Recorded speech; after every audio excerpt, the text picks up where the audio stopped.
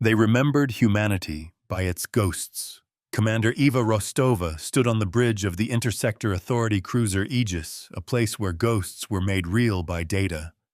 Before her, the main holographic display rendered the Kepler 186F system not as a place of 5 known worlds, but as a graveyard. The shattered remnants of a Dyson sphere, a Dyson choir, glittered like crushed bone around its patient red dwarf star. This was the frontier where the law was a flickering candle against a hurricane of entropy and greed. The stakes were simple: hold the line against the scavenging fleets of the Obsidian Anchorage, a pirate citadel carved into a rogue asteroid. The alternative was to cede another system to the slow, grinding horror of lawlessness. Deep within the debris field, a place navigation charts marked only with warnings of gravimetric shear and sensor ghosts lay the system's oldest secret. It was a whisper in the data, a resonance that defied explanation, a signature so ancient it predated the diaspora itself. Dr. Aris Thorne, the ship's historian and resident mystic, called it the Seraph. Legend claimed it was a warship from the cradle, a vessel built when humanity's reach was small, but its will was absolute. A sleeping judge, its sigil a quill laid across a balanced scale, awaited a worthy successor. Rostova saw only a variable energy reading a potential threat to be catalogued and avoided. She dealt in vectors and burn percentages, not myths. The fleet mind of the Aegis Solon spoke in her ear, its voice a calm cascade of synthesized tones. Commander long-range scans confirm 3 Carrion King barges breaking formation from the anchorage. Their projected vector intercepts the civilian freighter Starlight's Hope in 92 minutes. Rostova's jaw tightened. The Starlight's Hope was a relief vessel carrying medical supplies for the beleaguered mining outpost on Kepler 186e. It was a soft target chosen for maximum terror. This was their method, a cruel arithmetic of suffering. The choice was hers: engage a superior force and risk the Aegis, or watch more innocents pay the price for the authorities' stretched resources. Her duty was a blade with 2 edges, each promising to cut her. On the independent freighter Starlight's Hope, a child named Lena pressed her face against the cold plasteel of the viewport. She was watching the glitter field, what her father called the broken ring of the choir. He said the ancients built it to listen to the universe. To her, it just looked like spilled sugar. "Are the doctors going to have the sweet air?" she asked, her breath fogging a small circle. Her brother, barely 4, had the lung rot from the mine's failing scrubbers. Her father knelt, his hand rough on her shoulder. "They will," he said, his voice a promise he wasn't sure he could keep. The authority protects its own. But when he looked out, he didn't see the glitter. He saw the hunting grounds. "They are deliberately drawing us out." Rostova stated, her fingers tracing the projected intercept on the holo display. The 3 pirate barges were heavy, repurposed industrial haulers bristling with makeshift armor and oversized spinal cannons. The Aegis was faster, more precise, a scalpel to their sledgehammers. But 3 sledgehammers could still shatter a scalpel. Solon updated engagement probabilities. The AI's reply was instantaneous. Probability of mission kill on all 3 hostile vessels, 1.3%. Probability of the Aegis sustaining critical damage, 68.9%.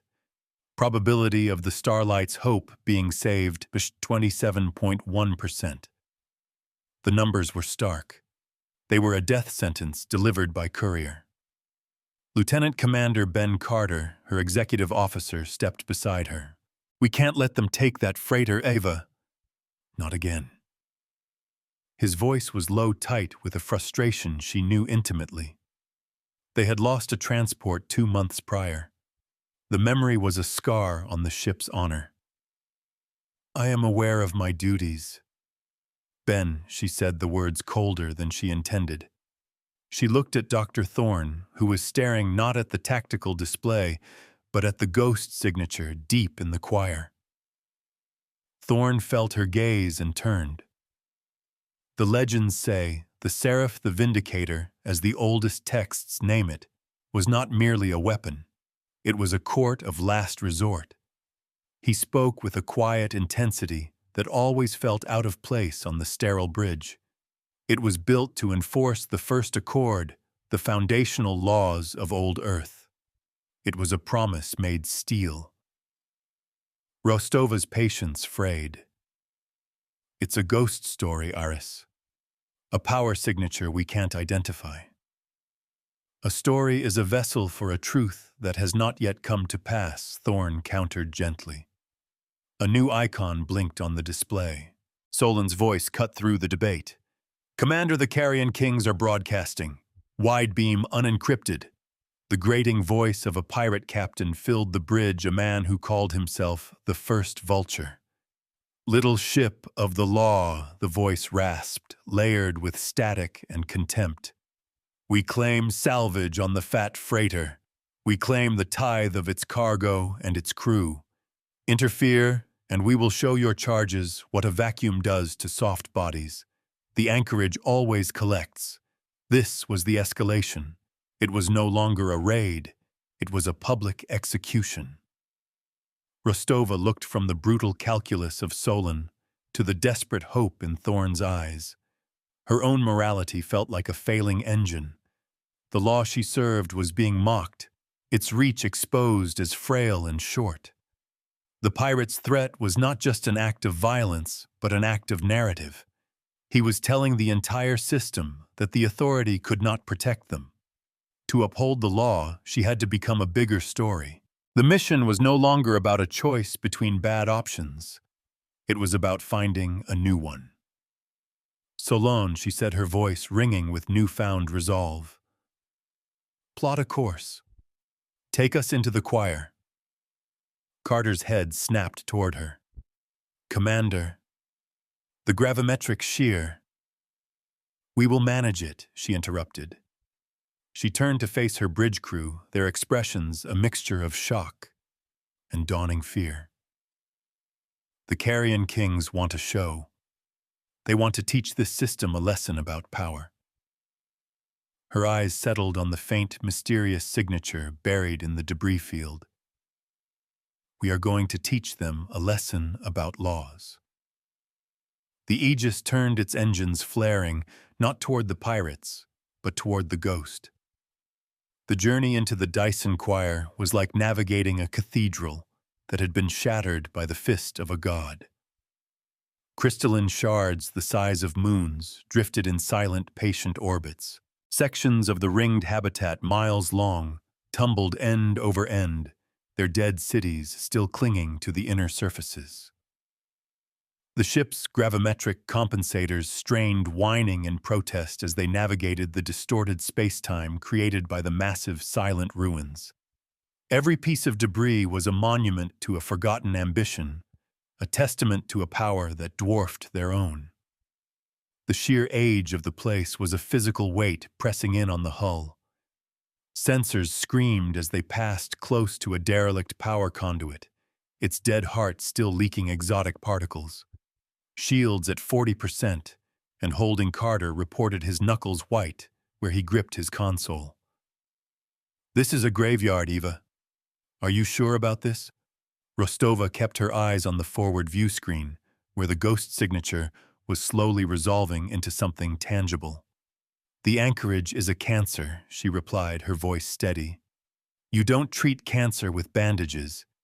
You burn it out. Solon says we lack the fire. I'm looking for a bigger match. The old truth was that a map is not the territory. Here the map was a lie. Dr. Thorne worked at his own console, his face illuminated by cascading lines of archaic code he was attempting to translate. The signal is structured, Commander. It's not a natural phenomenon. It's a broadcast, but on a carrier wave we can't decipher. It's like it's waiting for a key. He looked up, his eyes wide. The legends called it the first litany, a question and a response, a test of worthiness, a test. Rostova felt a chill that had nothing to do with the ship's recycled air. She was a commander, not a priestess. How do you answer a question you cannot even hear? We are 70,000 kilometers from the source, Solon announced. Visuals coming online. The image that coalesced on the main screen stole the breath from every person on the bridge.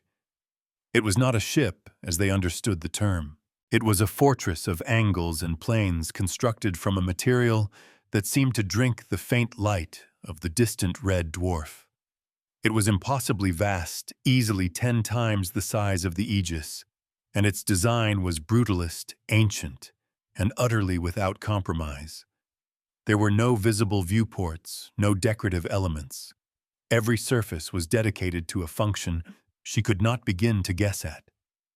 And on its prow, visible even at this distance, was a sigil. A massive carved emblem of a quill, its point sharp, laid across the pans of a perfectly balanced scale. It was real. The ghost had a body. "It's impossible," Carter whispered, the practiced calm of his command voice gone. No vessel from the pre-diaspora era could be this large. The material science, the power requirements. Solon's synthesized voice was for the first time Rostova could remember, tinged with something that sounded like awe. "Hull composition is a carbon metallic lattice I do not recognize. There are no active energy emissions. Reactor core is dormant. It is a powered-down state so complete it should be indistinguishable from the background temperature of the universe." The vessel was not just sleeping. It was playing dead on a cosmic scale. "Open a channel all frequencies," Rostova ordered. "Standard first contact protocol." The comms officer looked at her confused. "Commander Toe..." "Who?" "To the ship," she said. "Assume someone is listening." A hail was sent, a packet of data containing greetings in 1,000 languages, mathematical constants, and the charter of the Intersector Authority. The only reply was silence. A deep, profound silence that seemed to mock their attempt. The quiescent warship floated before them, a mountain of judgment that refused to stir. The pirates did not share its patience. Commander Carter said, his voice tense. "The Carrion Kings have altered their course. They're coming for us. They must have detected our engine flare when we entered the choir. ETA is 21 minutes. The trap had sprung. The pirates were no longer after the freighter. They were after the Aegis, and they had cornered it against the flank of a dead god." Rostova stared at the silent vessel. The first litany, a test of worthiness. It wasn't about hailing frequencies or protocols. It was a riddle. "Thorn," she said, her mind racing. "The legends. The ship was a court." "How does a court begin?" Thorn looked up from his console, his expression unreadable. "It begins with a plea," he said softly. "A statement of grievance. The plaintiff presents their case before the judge. A plea, not a demand, not a password, a story." Solon Rostova commanded, her voice sharp with sudden startling clarity. "Open a simple broadcast channel. No encryption, no protocols, just raw audio, and patch it through to the ship's log recorder." She took a deep breath, the air tasting of ozone and finality. This was either the most inspired decision of her career or the last. "This is Commander Eva Rostova of the Authority cruiser Aegis. I am filing a grievance under the tenets of the First Accord." She paused, letting the words hang in the void. "The territory of Kepler 186 is afflicted by the actions of a lawless entity known as the Carrion Kings of the Obsidian Anchorage. They engage in piracy, extortion, and the murder of civilians. They prey on the weak and defy the legitimate authority that seeks to protect them. Their actions create a ledger of suffering, a debt of pain that goes unanswered. She looked at the tactical display at the three hostile HFY cons closing on their position. They are right now moving to destroy this vessel and its crew to silence a voice of the law in this sector. We lack the strength to stop them and to protect the innocent. She leaned forward, her eyes fixed on the immense silent hull. We petition this court for adjudication. We ask for the law to be weighed. We ask for the scales to be balanced. For a long moment there was nothing. The silence returned heavier than before. Carter started to speak, but Rostova held up a hand. They waited. 1 second. 10. A minute. The hostile icons grew closer. Then a low hum vibrated through the aegis, a resonant frequency that seemed to pass through the hull and into their bones. On the view screen, a single point of light appeared on the prow of the ancient vessel. It was the fulcrum of the balanced scale in the sigil. Then 2 more lights illuminating the quill and the pans. A voice spoke not over the comms but directly inside their minds. It was ancient calm and carried the weight of millennia. It was genderless, vast, and utterly dispassionate. Who speaks for the accused? The question was not a request. It was a demand for cosmic order. The bridge of the aegis was paralyzed by a silence born of pure shock. The voice in their heads was a violation of physics, a telepathic broadcast from a machine that was supposed to be dead. It was the ghost speaking, and its first words were a challenge. Rostova found her voice first, her throat dry. The accused are not present. They are pirates who do not recognize this or any other authority. Irrelevant. The mind voice replied, at the thought echoing with the chill of deep space. All parties are subject to the law. Their plea is entered by their actions. Their defense is the void they create. The ledger is open. Evidence is being weighed. A beam of pale white light, no thicker than a wire, lanced out from the awakened ship. It didn't strike the aegis. It moved with impossible speed, sweeping across the debris field. It touched the tumbling ruins of habitat rings, the frozen husks of ancient drones, the very dust between the shattered moonlets. Solon's synthesized voice stammered with data overload. Commander, that beam, it's not energy. It is a stream of coherent data. It is reading the space-time foam. It's accessing quantum records of past events. It was not a sensor sweep. It was a ship reading the history of the system from its very fabric. The light touched the projected path of the Starlight's hope. It lingered on the location where the last transport had been destroyed. It traced the burn scars on asteroids where desperate vessels had been cornered and gutted.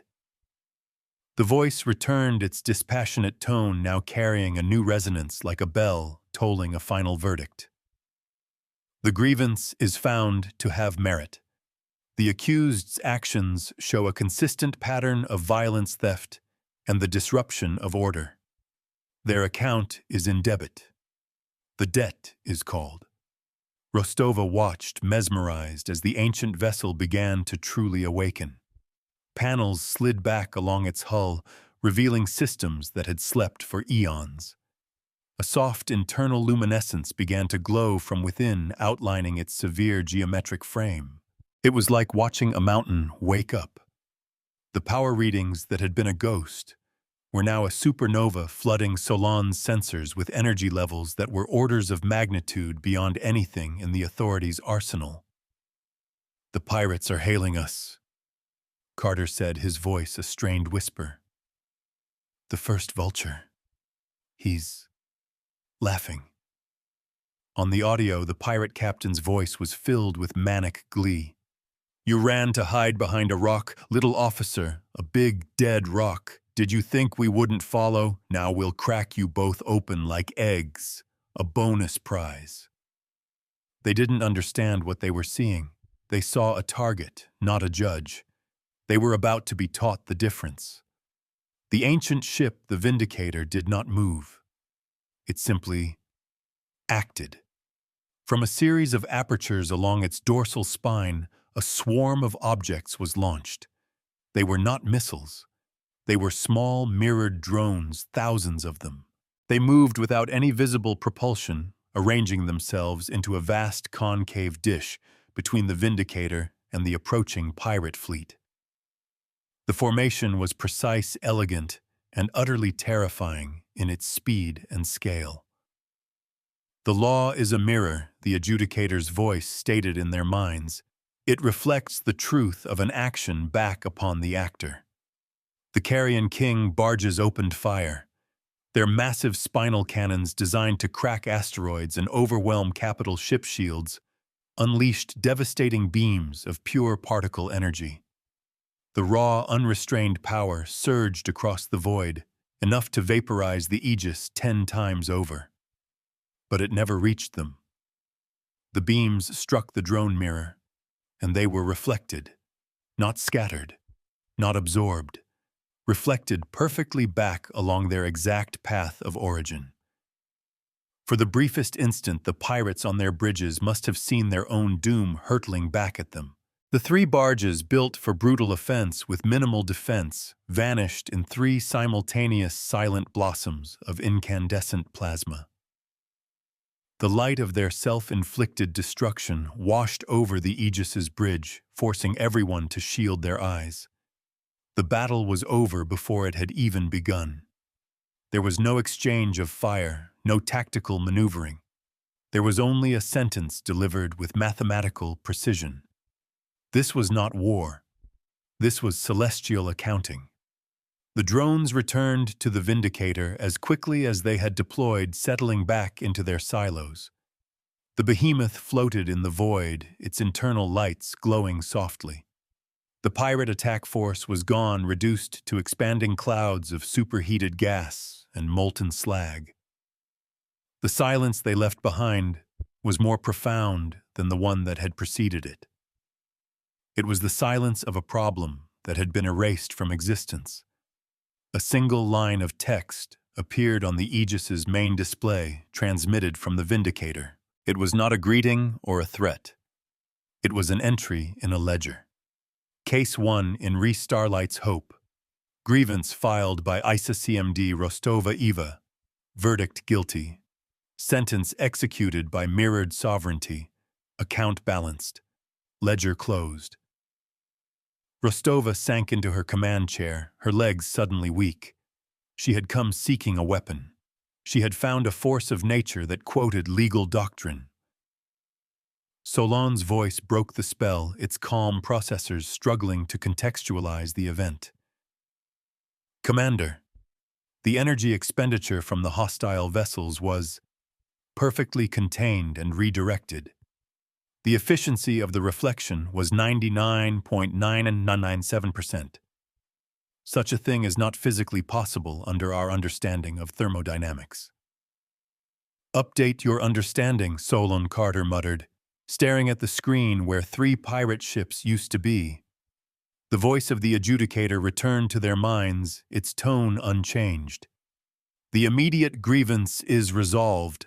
The larger imbalance remains. The obsidian anchorage is a perpetual source of debit. Its account must be audited. The intent was unmistakable. The Vindicator was not done. It had settled a single case, but the court was now in session, and it had a long docket. "What are you?" Rostova asked the question broadcast from the Aegis. "I am the Vindicator," the reply came. "I am the memory of the law. I teach by numbers, and I remember by ledgers. I am the consequence that does not forget. You are the plaintiff. You have standing. Present your next case." Rostova looked at Thorn, whose face was a mask of pure, unadulterated awe. He had chased a myth, and the myth had turned out to be more real and more terrible than any of the stories. She then looked at Carter, who was already running damage control scenarios and calculating the political fallout of possessing an ancient godlike superweapon. Then her eyes went to the tactical plot. The Starlight's hope was safe. The immediate threat was gone, but the adjudicator was right. The anchorage remained. Its carrion kings would learn of this. They would not be afraid. They would be angry. They would see the Vindicator not as a judge but as the ultimate prize. She had awakened something that would change the balance of power in the entire sector, perhaps the galaxy, and it had appointed her its chief litigator. The responsibility was crushing. The power was terrifying. But as she looked at the ledger entry on her screen, at the cold, hard finality of the words "account balanced," she felt something she had not felt in years. It was not hope. It was certainty. The certainty that for the first time the law had a weight that even its enemies could not ignore. The price of justice was about to be calculated for all to see. News of the pirates' impossible demise traveled at the speed of light, but rumor traveled faster. On the mining outpost of Kepler 186e, patched-together comms terminals lit up with frantic, fragmented messages. A freighter crew, their voices shaking, spoke of a ghost ship and beams of light that turned cannons back on themselves. Miners, their faces smudged with grime in the flickering lamplight of their subterranean homes, passed the story in hushed tones. They called it the Scale Ship. For the first time in a generation, the shadow of the obsidian anchorage seemed a little less absolute, a little less permanent. A seed of defiant hope had been planted in the hard, sterile rock. Aboard the Vindicator, the transition was seamless. The adjudicator granted the Aegis docking clearance, guiding it into a cavernous bay that could have held a dozen such cruisers. The moment the umbilical clamped onto their airlock, the internal gravity of the Aegis was overridden by the ancient vessel's own field. It was smoother, more stable, a testament to a technology that had perfected fundamentals they were still struggling with. Rostova, Carter, and Thorne prepared to board, clad in standard-issue environment suits they suspected were entirely unnecessary. Solon's voice came over their private comms, its processors working furiously. "Commander, I have analyzed the adjudicator's initial data stream. The language it uses, the concepts of ledger, debit, and account, it's not a metaphor. The ship's core programming is a form of hyper-advanced legal and economic doctrine. It processes reality as a series of transactions that must be balanced." "So it's an accountant with guns," Carter quipped, his attempt at humor falling flat in the tense airlock. "It's a system of justice that is self-executing." Thorne corrected, his voice filled with reverence. "We have laws and we have warships. They are separate things. The ancients built a warship that is the law." Rostova nodded, the weight of her new role settling on her shoulders. "Let's go meet the judge." The interior of the Vindicator was as austere and imposing as its exterior. The corridors were vast, cathedral-like spaces lit by a soft, indirect light that emanated from the walls themselves. There was no crew, only small, silent drones that hovered in the air, performing maintenance tasks with an unhurried efficiency.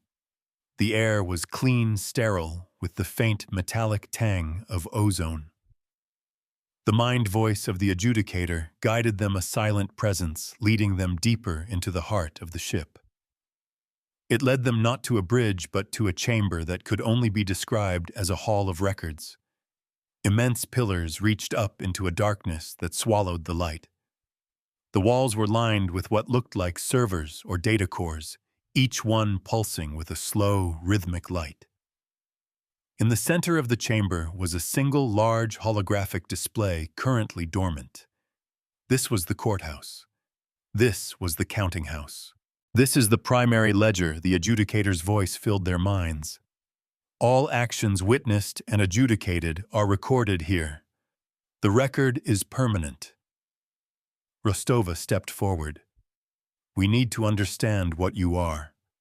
We need to know your limits, your purpose. My purpose is the enforcement of normative order as defined by the foundational accords, the adjudicator replied. My limits are defined by the evidence presented. I cannot act without a grievance. I cannot judge without data. I am an instrument. You, Commander, are the hand that wields me. The immensity of that statement struck Rostova. The ship was not an ally. It was a tool, the most powerful tool ever conceived, and it had just declared her its operator. The conflict was no longer just about her conscience versus her duty. It was now her moral judgment amplified to the level of a system-destroying weapon. Carter saw the danger immediately. What if we're wrong? What if we present a case based on incomplete intelligence? We just saw you execute 3 ships without a trial. Their trial was their action, the adjudicator corrected its tone unyielding. They fired lethal weapons. The mirror returned what they offered. It is the purest form of reciprocity. There was no judgment of intent, only a balancing of the physical event. This was the core of its logic. It was terrifyingly simple. It did not care about motive or desperation. It cared only about the numbers on the ledger. An act of violence was a debit, and it would be balanced. This was a lawful path, but it was a path without mercy. Rostova realized that her job was not to aim the weapon, but to provide the context, to argue the case, to ensure the adjudicator's perfect cold logic was tempered with a wisdom it did not possess. The cost of a mistake would be measured in worlds. The obsidian anchorage will retaliate, she stated, turning her thoughts to the immediate threat. They have a fleet. Dozens of ships led by a capital-class vessel, the Carrion Crown. They will see you as a prize to be taken. They are a debit on the sector's ledger, the adjudicator stated. Their continued existence generates compounding imbalance. A full audit is required. Present the data. Solon Rostova said into her comm. Transmit everything we have on the anchorage. Every shipping manifest they've raided, every distress call, every casualty report. Give the adjudicator our entire case file. The AI complied. A torrent of data flowed from the Aegis to the Vindicator. On the central holographic display in the chamber, the information resolved into a terrifying 3-dimensional web. It showed networks of piracy, smuggling routes, tribute payments from terrorized colonies. It showed the faces of the dead, the names of the lost ships. It was a decade of unchecked criminality rendered as a single damning exhibit. The adjudicator processed the information in seconds. The light from the data cores pulsed faster, the hum in the chamber deepening. The evidence is sufficient. The debt is substantial. The Carrion Kings of the Obsidian Anchorage are in gross violation of foundational accords. 1, 3, and 7 prohibitions against unprovoked aggression. Piracy and slavery. A plan for rectification is required. What kind of plan? Carter asked warily. The holographic display shifted. It now showed a schematic of the entire Kepler 186F system. It highlighted the Obsidian Anchorage, the pirate fleet, and the major civilian outposts. And it highlighted the shattered Dyson Choir. The anchorage uses the choir's debris field for cover. The adjudicator explained its thoughts now, a cascade of strategic data. Their sensors are tuned to its anomalies. Ours are not. This provides them a tactical advantage. This advantage can be inverted. The display zoomed in on several massive intact sections of the Dyson ring, each miles long. These ruins contain dormant but functional gravitic resonators. They were used by the builders to stabilize the structure. If reactivated in a precise sequence, they can generate a focused gravity wave. Rostova's blood ran cold. A gravity wave that would be indiscriminate. It would destroy everything in its path. Correct, the adjudicator affirmed, if used as a blunt instrument. However, the law must be precise. The wave will not be a weapon. It will be a lens. The display shifted again, showing complex energy diagrams. The wave will momentarily warp the fabric of space-time. It will bend the path of light and energy. It will create a system-wide refractive lens focused on the obsidian anchorage. Their sensor advantage will be nullified. For a brief period, they will be blind, and we will see everything. It was a gambit on a scale she could barely comprehend. It was turning the entire system's geography into a component of a weapon system. It was elegant, brilliant, and held 1,000 ways to go wrong. If their calculations were off by the smallest fraction, they could sterilize a planet or cripple every ship in the system, including their own. The plan was a monument to the terrifying confidence of the machine that proposed it. This was a reckoning built from the bones of a dead civilization. And while they are blind, Rostova asked. While they are blind, the adjudicator concluded, we will deliver the bill.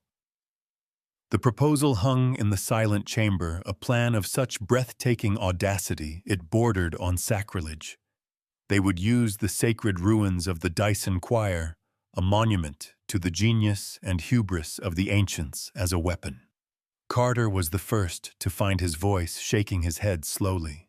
Commander, the energy requirements to activate even one of those resonators. It's astronomical. And to sequence several. The Vindicator is powerful, but that kind of power draw would leave us completely vulnerable. If the pirates attack while we're charging the things up, the plaintiff's concern is noted. The adjudicator's mind voice interjected its logic unassailable. The energy will not be drawn from my core. It will be drawn from the debtor. The holographic display shifted, highlighting the system's red dwarf star. The Anchorage fleet operates on overcharged fusion reactors, unregulated and inefficient. Their waste heat and radiation is a significant thermal debit on this system. We will collect it. Thin hair-like filaments of light extended from the Vindicator's position on the map, touching each of the pirate vessels in the Anchorage's main flotilla. Subtle energy taps will be established. They will perceive them as minor sensor ghosts or reactor fluctuations.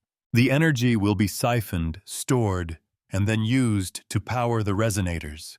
Their own power will be used to forge the lens that blinds them. The ledger demands reciprocity. It was a perfect closed loop of justice. A thief's own wealth used to pay for his judgment. Rostova looked at Thorne. The historian's face was pale, his expression one of profound, almost religious significance. It's the first accord, Commander, he whispered. Article 4.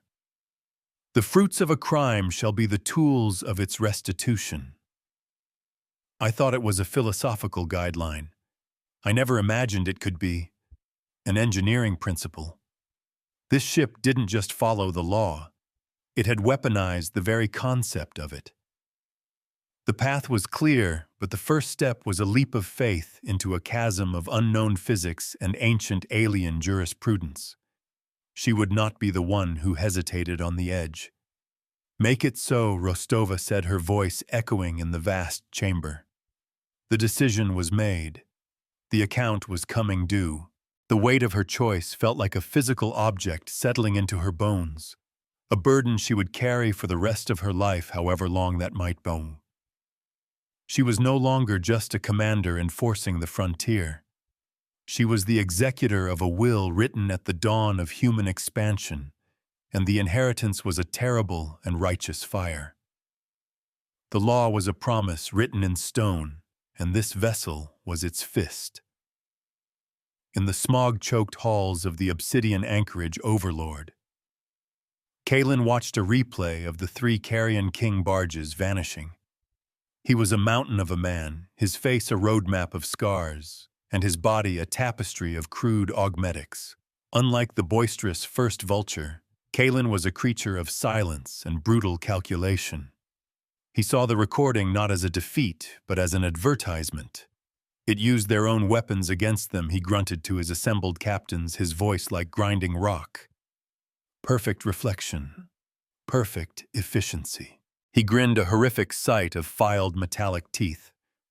Whatever that thing is, it's the greatest prize in the sector. More valuable than 1,000 freighters. A grizzled captain spoke up. But it destroyed 3 of our best ships in an instant. How do we fight a ghost that wields mirrors? Kalen's heavy fist slammed down on the metal table, denting it. You don't fight it. You overwhelm it. It's one ship. We are a fleet. We will swarm it, board it, and carve its machine heart out. And we will take the little authority flea that stirred it from its sleep. I want that, Commander. I want her to watch as we turn her new toy into the flagship of our new empire. He looked around the room, his eyes burning with a zealot's fire. The choir has given us a gift, a holy relic of destruction. It is our destiny to claim it. Their fear turned to greed. Their caution turned to bloodlust. The hunt was on. Power did not grant truth. It only amplified the speaker. The Aegis detached from the Vindicator, its smaller frame, a pilot fish beside a Leviathan.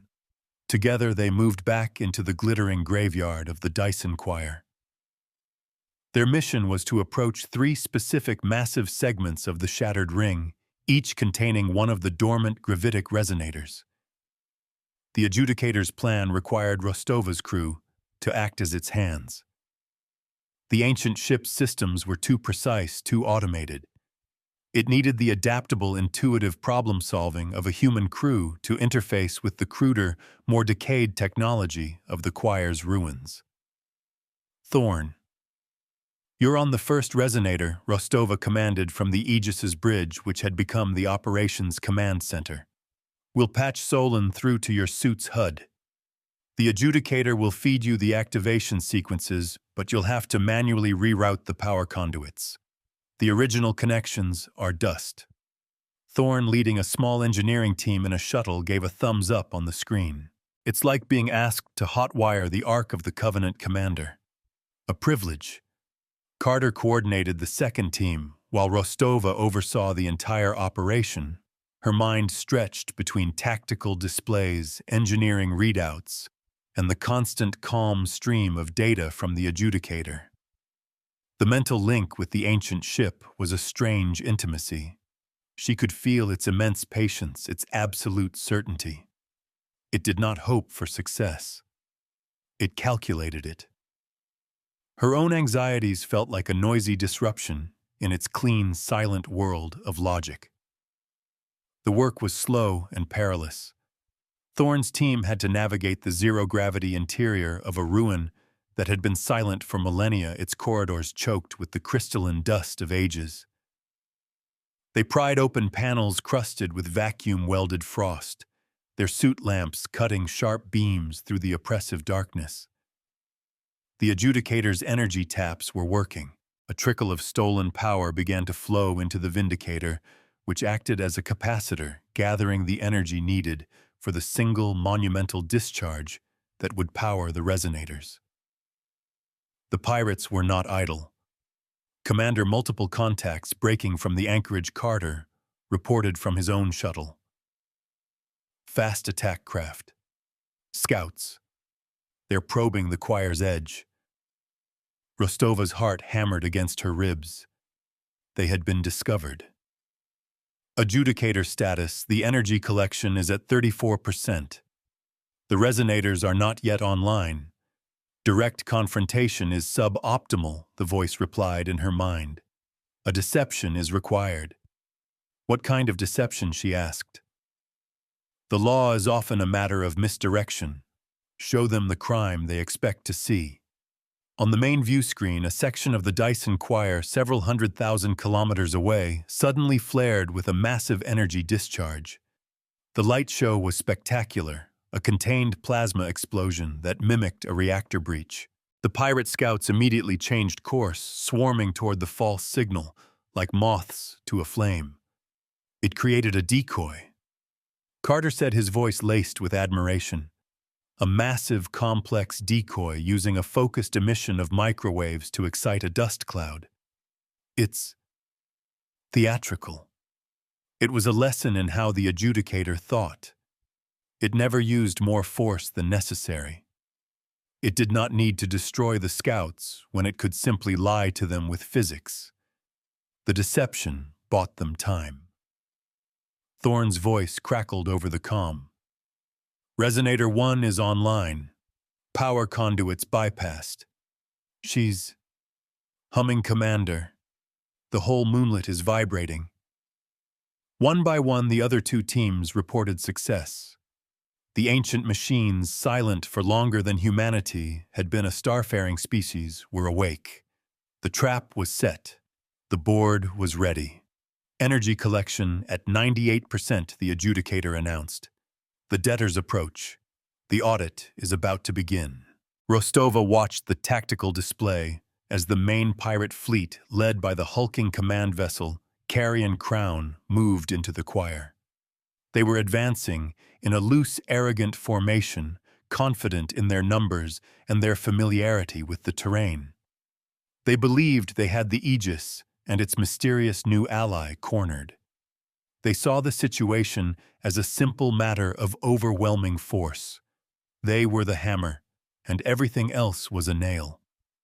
They had no concept of the invisible cage that was closing around them. All teams returned to the Aegis. Now Rostova ordered, Solon shields to maximum. Brace for gravimetric distortion. The shuttles streaked back toward the cruiser as the pirate fleet closed the distance. The lead ships opened fire, speculative shots of plasma and kinetics that splashed harmlessly against the vast, dark hull of the Vindicator. They were testing it, trying to provoke a reaction. The ancient ship remained silent, impassive, a mountain refusing to acknowledge the storm. The moment came. The Vindicator had gathered the last dregs of stolen power. The pirate fleet was in the optimal position. Rectification commencing. The adjudicator's voice declared in her mind. A torrent of energy siphoned from the very ships it was about to disable poured from the Vindicator into the three awakened resonators. For a single heart-stopping second, nothing happened. Then reality buckled. There was no sound, but a visible wave of distortion erupted from the resonators, a ripple in the fabric of space itself. Starlight bent around it. The glittering debris of the choir seemed to shimmer and warp, as if seen through heated air. A wave of pure gravity, precisely shaped and focused, washed over the pirate fleet. On the bridge of the Carrion Crown, Overlord Kalen watched his sensor screens turn to garbage. Ghost images bloomed and vanished. Targeting locks failed. Communications dissolved into a howl of static. "What is this?" he roared. Some kind of electronic warfare, find its source. But it wasn't EW. It was more profound. The very space their ships occupied was being twisted. Their navigational systems, which relied on stable gravitational references, were suddenly lying. Ships began to drift off course, their automated thrusters firing erratically as they tried to correct for a universe that no longer made sense. They were blind deaf and lost in a funhouse mirror of warped space-time. From the perspective of the Aegis, the effect was terrifyingly beautiful. The pirate fleet was encased in a bubble of distorted light. Their own engine flares bent back on themselves, creating halos of fire. Their weapons fired into nothing, the energy beams curving away into the void. They were trapped in a cage of physics, their greatest strengths, numbers, and aggression rendered utterly useless. The lens was in place. Rostova felt the strain on her own ship. The Aegis shuddered, its inertial dampeners whining as they fought the edge of the gravitational tide. A console sparked, showering an ensign in harmless light. "Minor power fluctuations across all decks," Carter yelled. "Hull stress is at 70% of tolerance. The ship is holding, but barely." This was the cost. To stand so close to the act of judgment was to be scorched by its passing. The adjudicator did not waste the opportunity. "The debtors are isolated. The account will now be detailed." The Vindicator moved. It didn't surge forward with raw power. It simply arrived. One moment it was passive, the next it was gliding through the pirate fleet like a shark through stunned fish. It ignored the smaller vessels. Its target was the Carrion Crown. But it did not fire its main weapons. Instead, a series of smaller precision energy beams lanced out from its hull. They were not designed for destruction. They were scalpels. One beam struck the Carrion Crown's primary command bridge, not with explosive force, but with a focused burst of electromagnetic energy that instantly fried every unprotected electronic system. Another sliced through the armored conduits that fed power to their main weapon arrays. A third, impossibly precise, targeted the magnetic containment rings of their engine core, not to breach it, but to disrupt it just enough to force an emergency shutdown. Within 10 seconds, the pirate flagship was crippled, adrift, and silent. It had been surgically dismantled as a fighting force. This was not a battle. It was a dissection. The same process was repeated across the fleet's other capital ships. One by one, they were disarmed, disabled, and left floating helplessly in the distorted space. The adjudicator's attacks were a form of communication. Each strike was a line item on an invoice, a specific consequence for a specific capability. The message was clear: your ability to commit violence has been revoked. But Overlord Kalen was a cornered animal, and cornered animals are always the most dangerous. A new signal cut through the chaos, a tight beam broadcast from the Carrion Crown's heavily shielded auxiliary bridge. It was a dead man's switch. "Little authority witch," Kalen's voice snarled, filled with hate. "You think you've won? I have 5,000 souls on this rock. Miners, families, prisoners. The anchorage's life support is rigged to its primary reactor. A single command from me, and the whole asteroid goes up. You want to be a judge, then sentence them, or back off and let us go." The tactical display shifted, showing the obsidian anchorage. Solon confirmed the threat. "Commander, the energy signature from the asteroid's core is consistent with a deliberate overload sequence. The threat is credible."